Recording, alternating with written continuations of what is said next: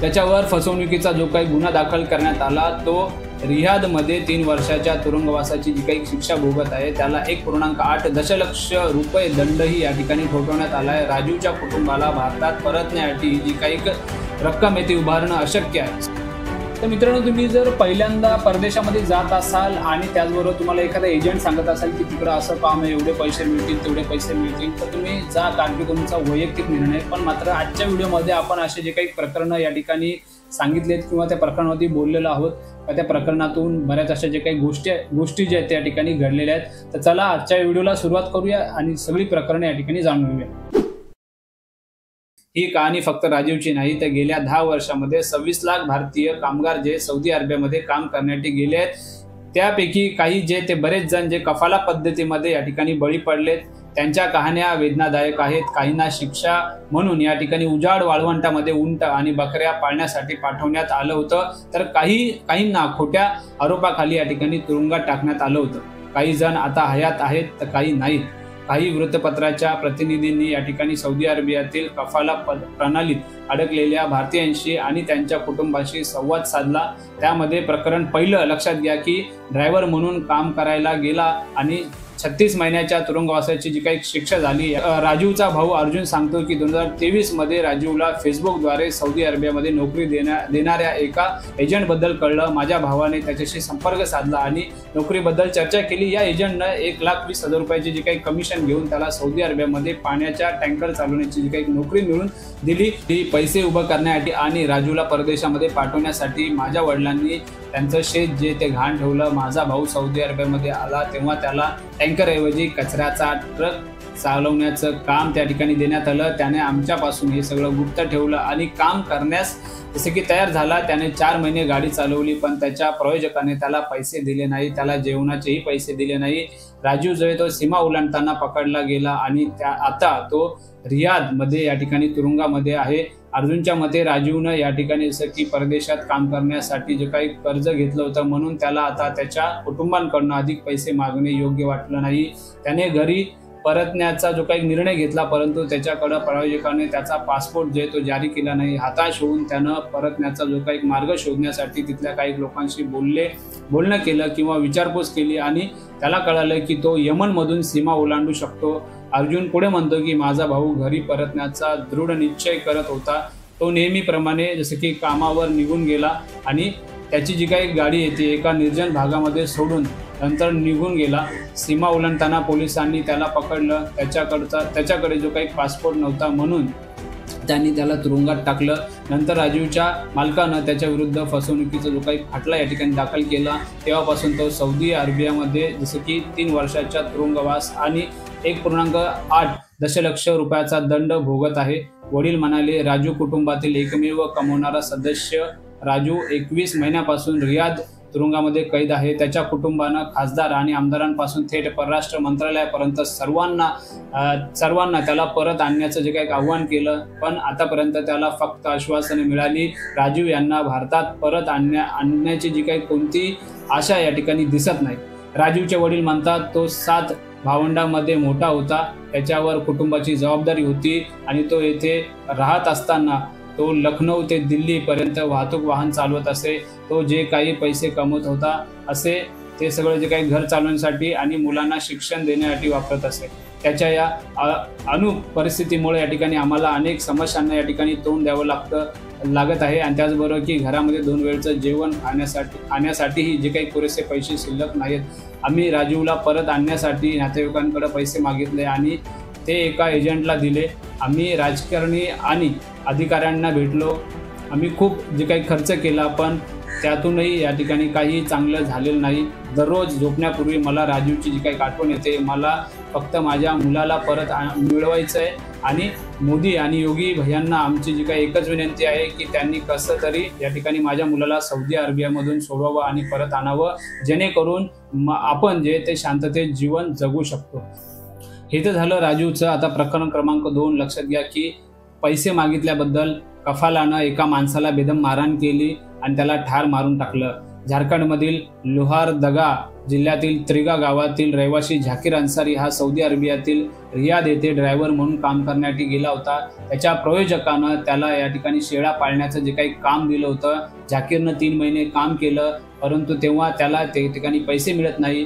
जेव्हा त्यानं ते काही काम करण्यास या ठिकाणी नकार दिला, त्याच्या मालकाला या ठिकाणी भारतात परतण्याचं की सांगितलं बाबा मला जायचं वगैरे। हे ऐकून त्याच्या मालकाला संताप आला। कुटुंबाचा आरोप आहे की झाकीरला अगदी किरकोळ चुकींसाठी या ठिकाणी जनावरासारखं मारण्यात आलं, मारहाण करण्यात आली आणि ज्यामुळं त्याचा मृत्यू झाला। झाकीरची मुलगी रुखैया परवीन म्हणते की अबू या वर्षी की कामासाठी सौदी अरेबियाला गेले होते। ते शेवटचे 13 जून रोजी त्यांचं बोलणं जे ते 13 जून रोजी आमच्याशी बोलणं झालं होतं आणि त्यावेळी ते घाबरलेले होते। ते फक्त सांगत होते की त्यांना इथे पैसे मिळत नाहीत। रुखैया म्हणते की अबू त्यांच्या कामावर नाराज होते आणि त्यांनी आम्हाला सांगितलं होतं की जेव्हा त्यांनी त्यांच्या प्रयोजकाकडनं पैसे मागितले तेव्हा त्यांना मारहाण करण्यात आली आणि जेव्हा जेवण जे ते या ठिकाणी नकारण्यात आलं। आमच्या काकांनी अबूचा मृतदेह भारतात पाठवण्याची जी काही विनंती केली, परंतु आम्हाला सांगण्यात आलं की त्यांचा मृतदेह जंगलामध्ये कुजलेल्या अवस्थेत आढळला आहे,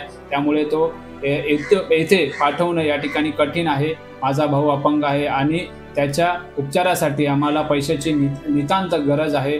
माझ्या वडिलांच्या जे काही निधनामुळं आमचा जो काही आधार आहे तो या ठिकाणी हिरावून घेतलाय। मी माझ्या सरकारला आमची जी काही मदत करण्याची विनंती करते, असं या ठिकाणी रुखैया म्हणते। तर त्याचबरोबर प्रकरण क्रमांक 3 मध्ये जी काही फसवणूक झाली तर लक्षात घ्या की नोकरीच्या नावाखाली उंट पाळण्यासाठी या ठिकाणी पाठवलं। सौदीचे जे काही पोलीस आहेत ते म्हणतात की सगळं बनावट आहे। राजीव आणि झाकीर प्रमाणेच या ठिकाणी जसं की प्रयागराज मधील शेखपूर छतौना गावातील रहिवासी अंकित भारती देखील 1 ऑक्टोबर रोजी जसं की सौदी अरेबियाला या ठिकाणी काम करण्यासाठी गेला आणि त्याला दरमहा 1000 रियाल या ठिकाणी देण्याचं आश्वासन दिलं होतं, परंतु तेथे पोहोचल्यानंतर अंकितनं गैरवर्तनाचे जे काही चित्रीकरण केलं आणि ते व्हायरल केले।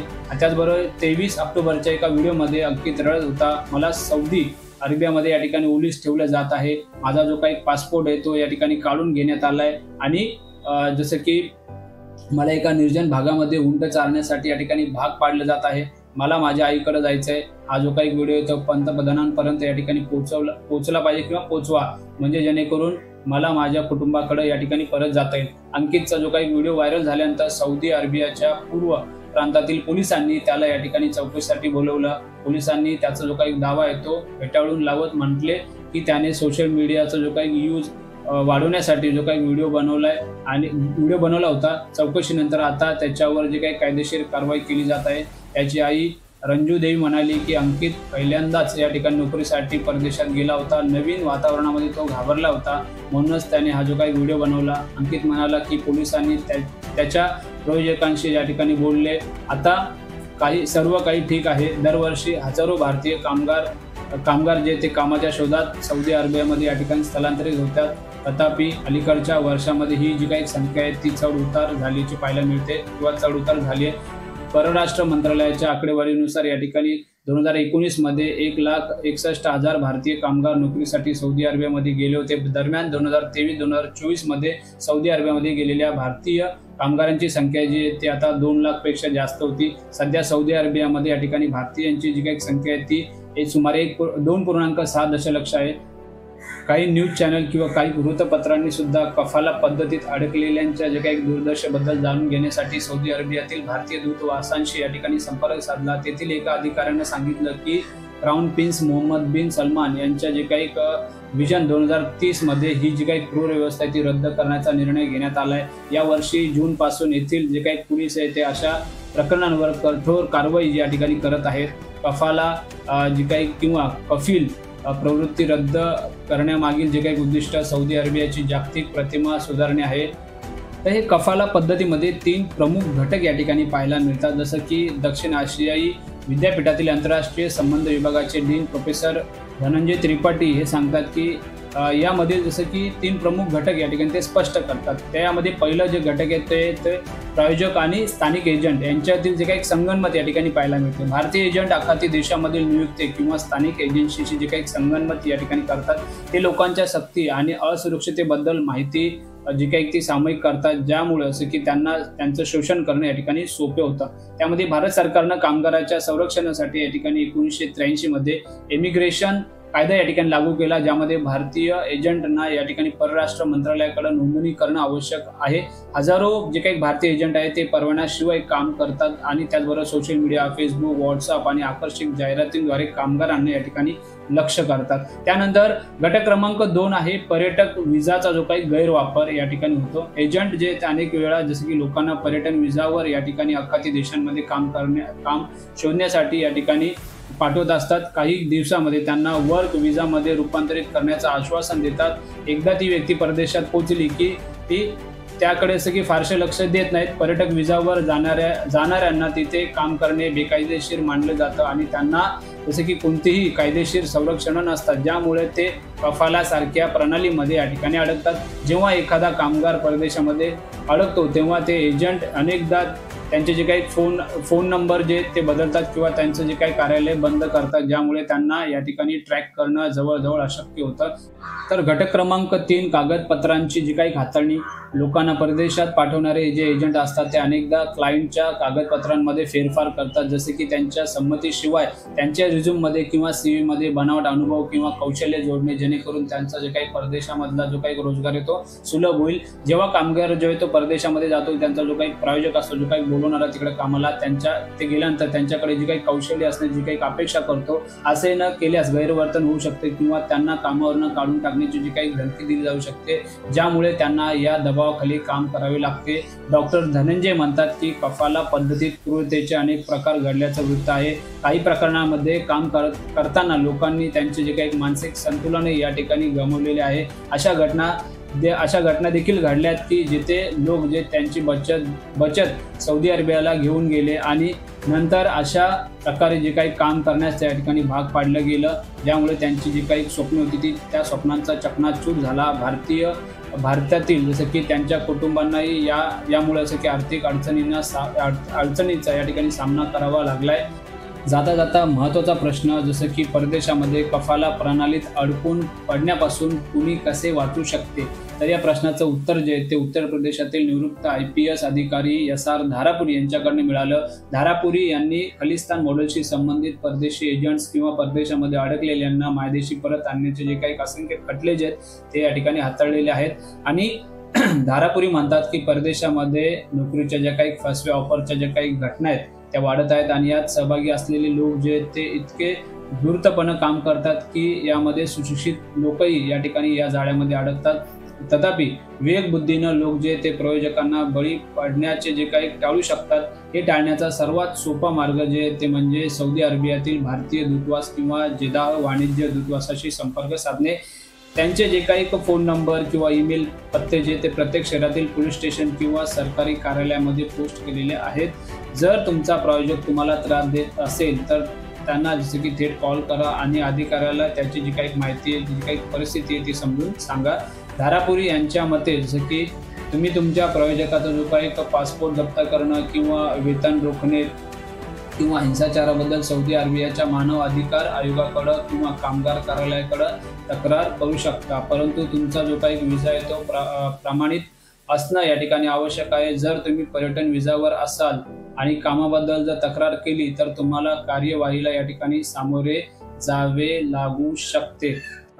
तर एकंदरीत या प्रकरणाबद्दल बोलायचं झालं तर अनेक वेळा जे काही आपल्याला असे जे काही ऑफर्स वगैरे येत असतात परदेशामध्ये नोकरीच्या वगैरे, तर प्रत्येकाला आपलं स्वप्न पूर्ण करायचं असतं. प्रत्येक जण दिवस रात्र मेहनत करत असतो. तर कोणी परदेशामध्ये जाऊन मेहनत करतो, तर अनेकांचे स्वप्न सुद्धा साकार होतात, तर काहीकांचे स्वप्न साकार होत नाही किंवा काहीकांसोबत असे जे काही प्रकरणं या ठिकाणी होत असतात. तर जेणेकरून सोशल मीडियावरती जे काही ॲड असतील, ज्या काही जाहिराती असतील किंवा जे काही मेसेज वगैरे येत असतात, तर या सगळ्या गोष्टीला तपासून किंवा सगळ्या गोष्टीची जी काही पडताळणी करून निर्णय घेतला पाहिजे. आणि जेणेकरून जसं की आपल्या कुटुंबाला त्रास होणार नाही किंवा आपल्या स्वतःला या सगळ्या गोष्टीचा त्रास होणार नाही. तर एकंदरीत मित्रांनो, या प्रकरणाबद्दल तुमचं काय मत आहे कमेंट बॉक्समध्ये नक्की सांगा. त्याचबरोबर चॅनलवर जर तुम्ही नवीन असाल तर चॅनलला सबस्क्राईब करा. आणि पुन्हा भेटू अशा एका नवीन माहितीपूर्ण व्हिडिओसोबत. नमस्ते, जय हिंद, जय महाराष्ट्र.